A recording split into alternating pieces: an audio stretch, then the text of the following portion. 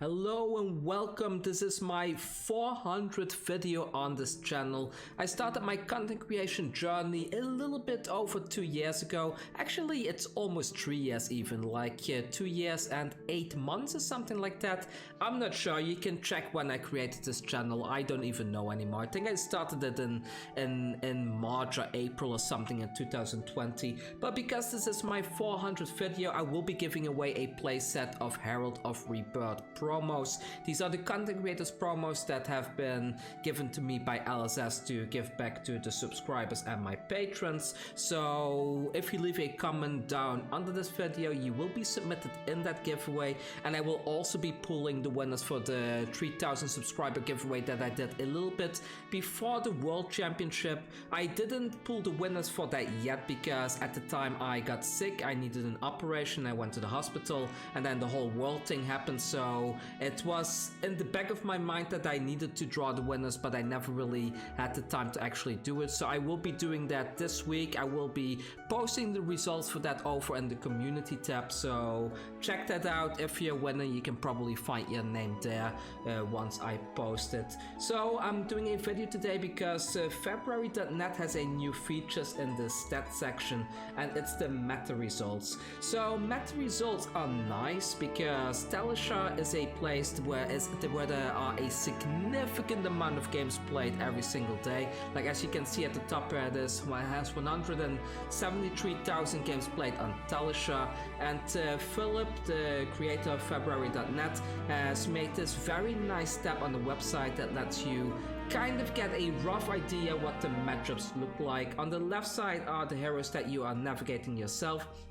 So for example, if you're playing FFXIV Rising Rebellion, you can go down the list and you can see like, okay, against a Dramai, it's a very good win rate, just to give an example. And you can also get a bit of a rough idea, like if you should be going first or second navigating this hero against other heroes. Like if you're up against an Arachne, in this case it would be better to go second, or if you're up against, I don't know, what's a random hero, a Viscerai, like a Viscerai, you're better off going second, stuff like that. Though these are kind of useful information to have in general. However, I do have a bit of a problem with Telstra data in general, and that's because the Telstra data, it's kind of skewed. Like back in the early days when Telstra was mostly navigated by professional Flesh and Blood players, so we had like these very good players playing on this platform, battling it out against each other, like people that have been playing Flesh and Blood for a very long time. The data was very useful because back in those days you could get a very clear overview with enough data points to figure out like how a certain hero is performing in the current meta. However, nowadays we have things like challenges on Telstra where people are challenged to put like a bad card in the deck and trying to win with it. We also have a lot of new players frequenting the platform that are trying to figure out how a certain hero works, and then basically playing with those heroes on the platform in order to learn to play Flesh and Blood or learning how to play that hero.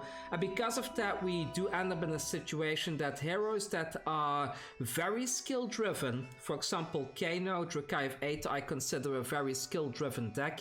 They have a much lower win rate than they should be having than something that is easy to navigate, for example FFXIV Rising Rebellion. Of course, a FFXIV deck, there's still a difference between playing a FFXIV deck well and mastering it, because a master of a deck like this knows all the key turning points much better than a new player. But for the broad strokes of the deck, it's pretty straightforward. People get the hang of it rather quickly, and then when you look at the win rates and the statistics for an easy to navigate deck like this, it's kind of accurate. It kind of falls in line with data that I'm personally collecting from events, and also data that I'm personally collecting from playing myself and having my friends navigate decks like these. So for easy to navigate heroes, this resource is very valuable because it gives you a very good overview of what a hero is doing in the current meta.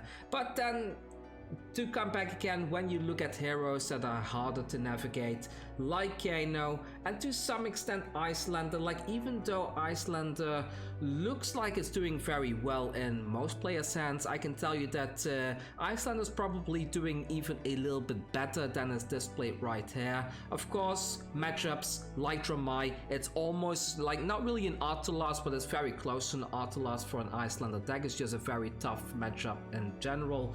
However, newer players are now trying to learn this deck. They are struggling, and it does show in the results quite a bit. Things like the dash matchup being a 51% matchup. In practice, I don't think that's really the case. Like, I think in practice, like an Icelander can probably win more of these games, and it's closer to maybe like a 55% matchup. But still, like for a resource that is constantly taking data from a server and then putting it in here, this is quite amazing, and this really helps out a lot of people to kind of figure out what they want to play. Like in the past, I would do this in my coaching sessions, for example. When I'm coaching people, we will be going over like what heroes do they expect in the current meta and the events that they're going to play. And then I would be going through all the tournament results as well as data sets that I have available to me to kind of put them side by side to figure out like, okay, if you navigate this hero, you have this percentage win rate against this range of heroes at the event, this percentage against this range of heroes, etc.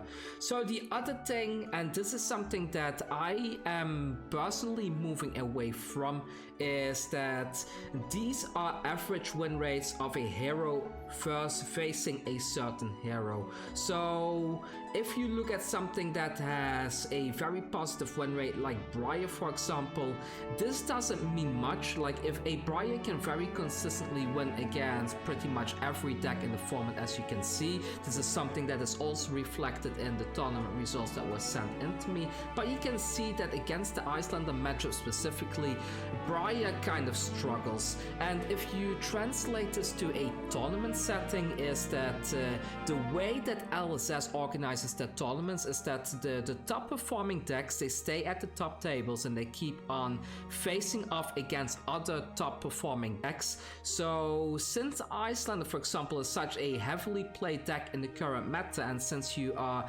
very likely to meet an Icelander at the top tables, if you bring a Briar deck to an event, there's a very high chance that the first round you're probably gonna win, but the second round you have such a high chance that you end up against something like an Icelander, and early losses in this game can really result in you having no access of getting into the top 8 at all. So the decks that generally perform well are the decks that kind of high roll their way into the top. So you want to have a deck that has a good matchup against the decks that you expect to see at the top seeds, which are decks like Icelander. I guess Ultim is kind of having a bit of a comeback lately, at least from the data that I've been seeing. Like Ultim tends to be at the top tables rather frequently. You see things like Dash at the top tables. Like those are the decks to beat, and if you build a deck, you want to create it in such a way that you can beat those decks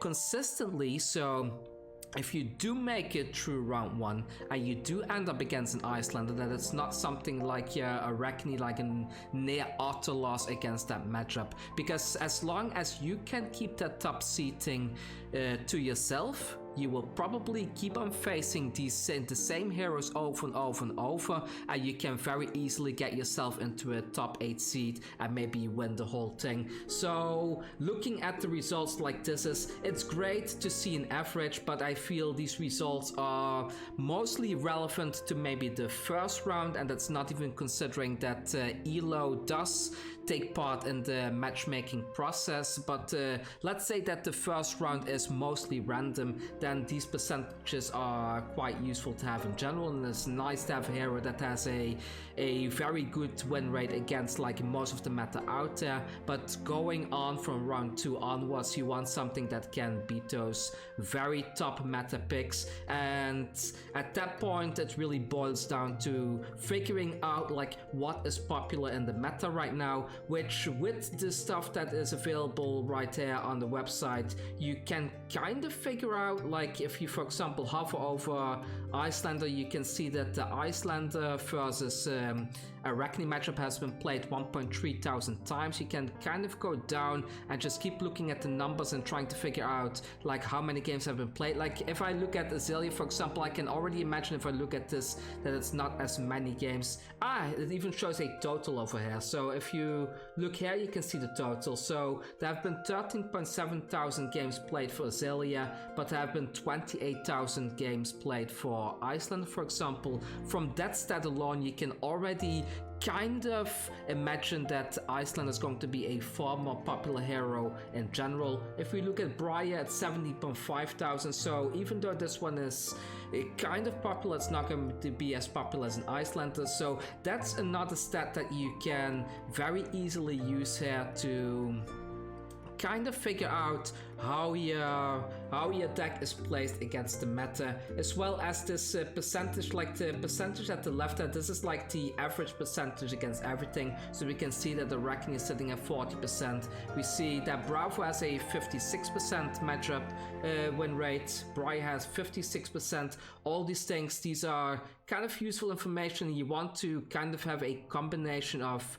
a green percentage win rate, like a good win rate overall, a decent amount of games played so that you know that this is a deck that can actually compete in the current meta, and that you want to look like, can this deck actually compete against other decks that are played even more. Like for example, a Fi deck, there are 33.1 thousand Fis. There are a lot of Fi decks out there. People really love playing this deck, so you kind of need something that can beat a deck like Fi consistently, and that's how you can little by little go through these things to figure out what is the best thing to play. I know that my explanation is a little bit all over the place, but I think this is a very useful tool. I think this is great that we have this available to us. Again, keep in mind that low skilled players are kind of skewing the data quite a bit. Like certain heroes might have a higher win rate than they should, other heroes might have a lower win rate than they should,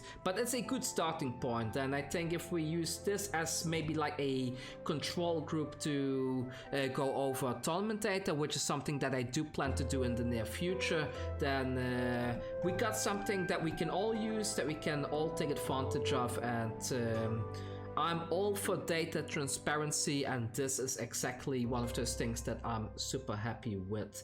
So other than that, since we are going into a ProQuest season soon, I am going to be starting to optimize all my CC decks. So for the patrons out there that have requested Blitz decks, I am sorry, but I need to put those on hold for a few weeks or so, because I have a lot of patrons that need their ProQuest deck in order to be able to go off against the current ProQuest meta. So I will be optimizing the ProQuest decks, the CC decks I should say, first. I will be prioritizing that, especially since I lost a week being sick with the flu. I'm behind on my deck optimization quite a bit, and I'm trying to catch up as soon as possible, but optimization takes time, there's no way around it, and just because a deck is done, it still needs to get tested against the current meta. I still need to put it through all these matchups to get an idea if it's actually working the way that I think it should be working, or if it's still working the way that it should,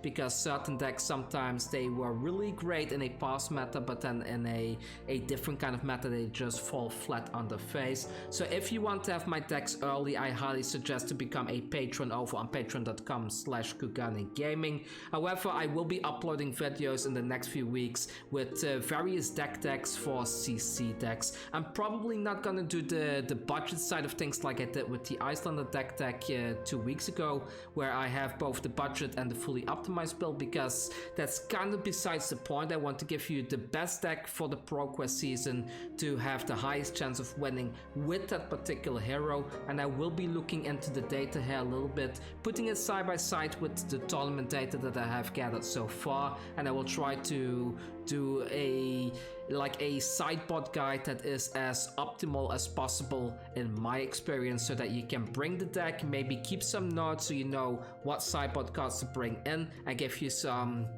key information like how do you win against certain matchups so that you got a higher chance of winning in this ProQuest season and hopefully getting yourself either a gold foil or one of those super sweet PTIs. As for ProQuest themselves, well, my monthly income has dropped dramatically. Like a lot of people are not really, like a lot of people have dropped the Patreon recently because they are in a little bit of a financial trouble themselves. So as a result, I myself am also in a bit of a financial trouble. So I will probably just be going to 1 or 2 ProQuests this season. I might be at the Battle Harden in Belgium. I will definitely be there to bring some cards to people that ordered some cards from me. However, I'm not sure if I will be able to participate myself because I simply cannot afford the ticket, and that's just the way it is, which is a bit ironic because I did give 2 tickets away to subscribers on this channel and my followers on Twitter, but then not being able to afford a ticket myself, it's a bit funny, but oh well, it is what it is. Anyways, thanks again for watching, and for those of you that have been around since the very beginning, thank you so much for supporting my channel, and I'm looking forward to have a Flesh and Blood filled 2023. If I don't see you or speak to you before the change of the year, I hope you have a lovely, lovely new year, and I will see you all very, very soon in January with the next Flesh and Blood video. Take care.